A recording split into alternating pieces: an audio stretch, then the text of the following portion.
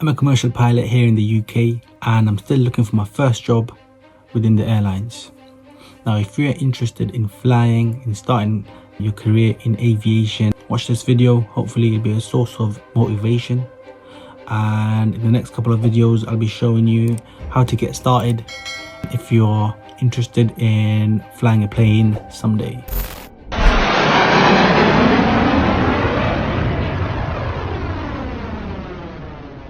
Hi guys, hope you all. Welcome to the channel, Sammy's Fly. My name is Sammy. I'll be talking about all things within aviation, flying, flight training, getting into the airlines, and my journey within aviation, plus how you can start your career within this industry if you're interested to fly a plane someday. I'm a commercial pilot here in the UK and I still haven't found my first job as a first officer, as a pilot, and I've been working outside aviation for the last 5 years now.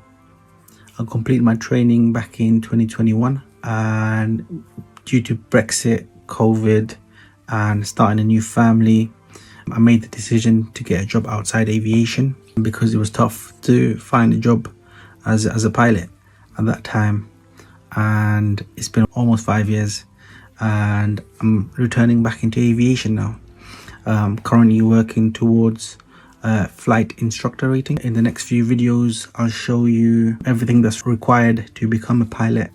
Getting your medicals, getting your introductory flight lesson out the way, and everything that's required basically, from medicals, from funding, pilot competencies, and what skills and I guess qualifications that is required to become a pilot. When I was a very young age, I used to play with toy planes, and if anybody were to ask me what would I like to become when I grow old, I would say a pilot. Actually, my dad would say he's going to become a pilot. And I started looking into that career at the age of 15 when I was looking at my GCSE options, what subjects I should take as one of the 4 subjects you're able to choose in secondary school. And I visited a seminar in Heathrow with my mum, and I found out that basically you don't need to have a degree, you just need to have the money and the medical and the skills and capabilities. And then when I was in college, so I studied then maths, physics, psychology and sociology for A-levels.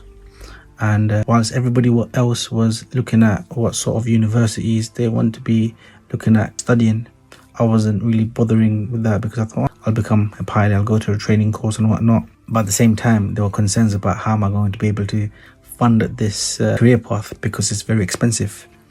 And I had a careers meeting with the careers advisor in my college, sixth form, and he told me that there are universities. At that time there were 2 universities that were offering a degree in aviation as well as training to get your commercial pilot license. And I applied. There was 2 universities at that time. Now probably there's more than 30 in the UK at least. At that time there was a degree in engineering, and I was like, nah, that's not me. I'm not that much of a smart person in sciences, in maths. I was just above, or I was sitting around average, I would say. There was a degree a bachelor's so I studied a degree in air transport management, Bachelor of Science with commercial pilot training, and this was at Buxton University in High Wycombe, UK. I started there at 2013. First year consisted of the PPL, working towards your private pilot license, as well as modules within the first year of the degree.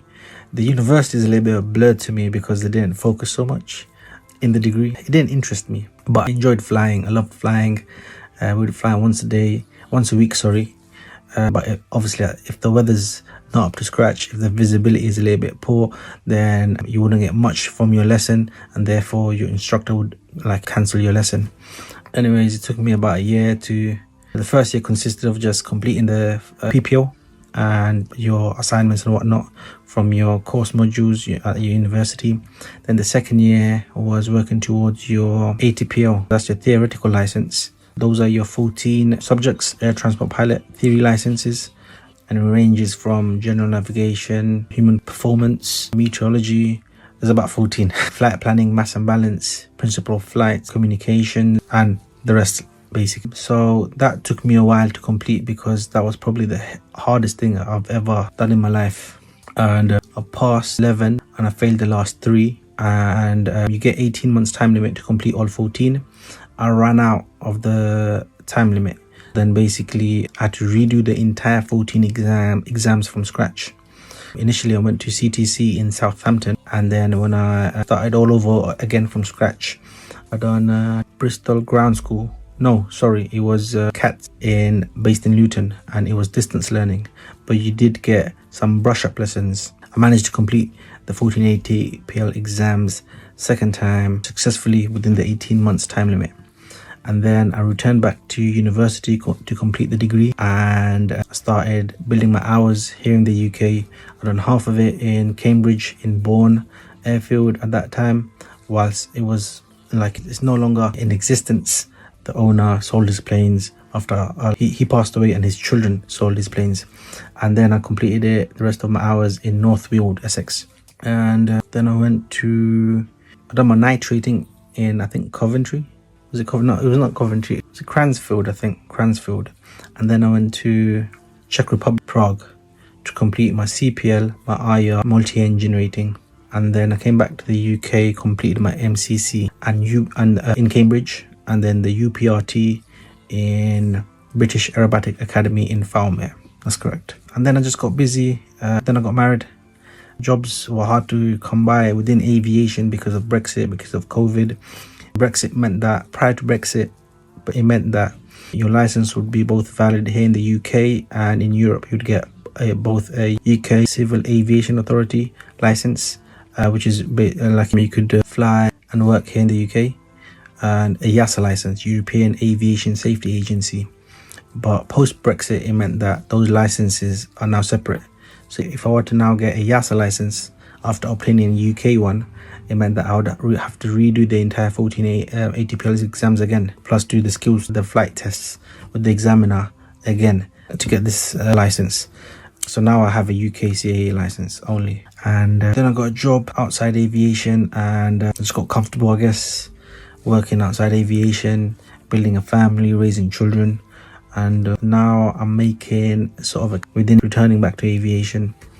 And hopefully the videos I make in the future will help to inspire you, give you the knowledge, the skills, whatever's that's required, that's going to tap into your dreams, your desires to become a pilot in the future one day. So be sure to like, comment, subscribe. Hopefully it should be a nice journey. You take care, you have a good day.